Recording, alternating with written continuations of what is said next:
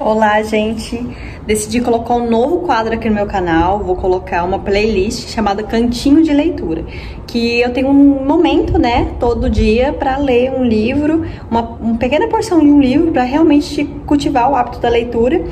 E dentro desse momento do meu horário de almoço, que eu leio um pouquinho, eu vou começar a compartilhar com vocês, até para a questão de vocês terem uma interpretação e comentar também sobre qual foi a interpretação de vocês sobre cada capítulo ou cada livro que eu leio. Vai depender de qual livro, porque, por exemplo, o que eu tô lendo agora, ele é bem grande, então ele deve ter umas 700 páginas, então eu vou compartilhar por capítulo, porque também é bem denso de aprendizado, sabe?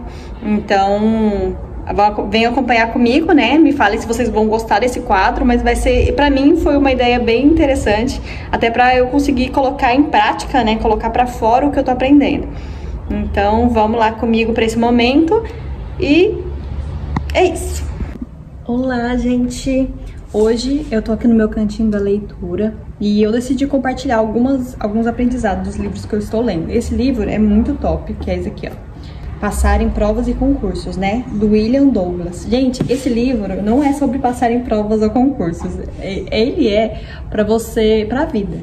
Qualquer tribulação que você tiver, qualquer momento que você tiver, esse livro já é muito bom pra você conseguir enfrentar uma dificuldade, sabe? Tipo, eu vou falar um pouco pra vocês sobre como tá sendo minha jornada, né? Principalmente na questão de sair da veterinária e fazer uma transição de carreira. E esse livro aqui, ele fala muito sobre como você tem que se fortalecer, né? Tipo, os capítulos que eu tô lendo agora é o capítulo 7 ao 11.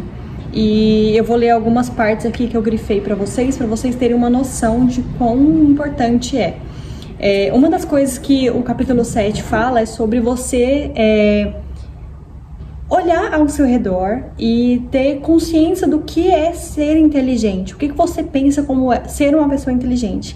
Aí aqui nesse livro eles falam, gente, não é somente um QI alto, porque isso pode ser uma tendência maior para ganhar grandes salários, pode ser um índice, mas não é, tipo assim, exato. Você tem um QI alto, você vai se dar bem, você vai fazer faculdade, você vai se dar bem. Não, isso não é um fator. Mas para ele, inteligência não é somente inteligência questão de QI, mas sim uma inteligência emocional. Tipo, quantas pessoas você conhece que estão muito bem profissionalmente, mas estão muito mal com relação ao lidar com o próximo. Então, nós temos que ver a inteligência de uma forma mais abrangente. Aí, com relação à inteligência, a gente sabe que a felicidade é mais do que passar um concurso, né? Então a felicidade vai muito além do que a gente pensa. E você não precisa ser um gênio para ser aprovado em um concurso. Você já possui hoje um enorme potencial de crescimento e aprendizado, ou seja, você reconhecer que você, independente de qual nível você esteja, você já está num estado que está em potencial crescimento. Você já está reconhecendo que você consegue, né, ultrapassar esse limite, essa barreira que muitas vezes a sociedade ou você mesmo colocou sobre si. E você pode otimizar sua inteligência e sua capacidade de aprender, né? Esse foi o capítulo 7, e aí a gente passou já para a parte de lembranças, como lidar com seu cérebro e sua memória. Por quê?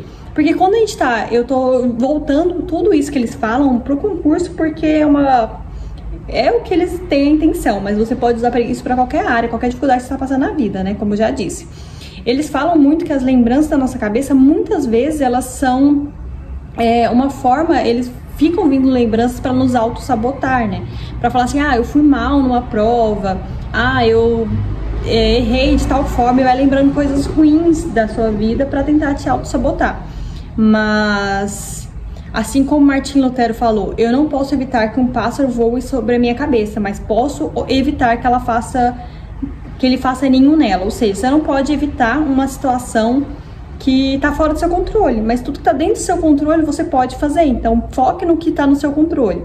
Eu lido muito com isso na questão espiritual, que está fora do meu controle é controle de Deus. O que não está, eu vou pegar meu tênis, vou citar o exemplo de corrida, né, que eu gosto muito de corrida.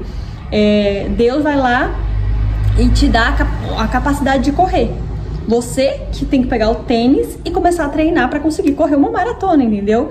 Então, é mais ou menos assim que a gente tem que lidar com a parte de atravessar, né, as dificuldades.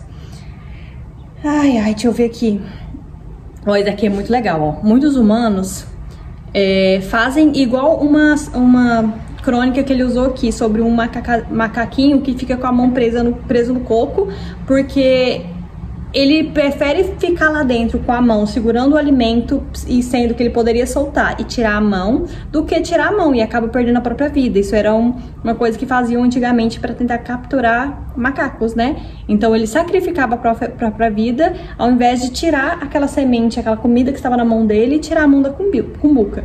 Então ele falou assim, ó, muitos humanos fazem o mesmo, querem tanto alguma coisa que terminam por sacrificar valores mais importantes. Às vezes sua própria vida para não soltarem aquilo que querem, mesmo que as consequências sejam catastróficas. Só que humanos querendo podem raciocinar, decidir, aquilatar e escolher os valores que devem preponderar. Então a gente tem que escolher realmente o que é mais importante pra gente. Tipo, mesmo que momentaneamente você pensa, poxa, vou deixar de pegar essa comida que eu quero, mas o que é mais importante, a minha vida ou essa comida? Eu tô comendo pra viver, então você tem que raciocinar e ver realmente o que é mais importante pra você.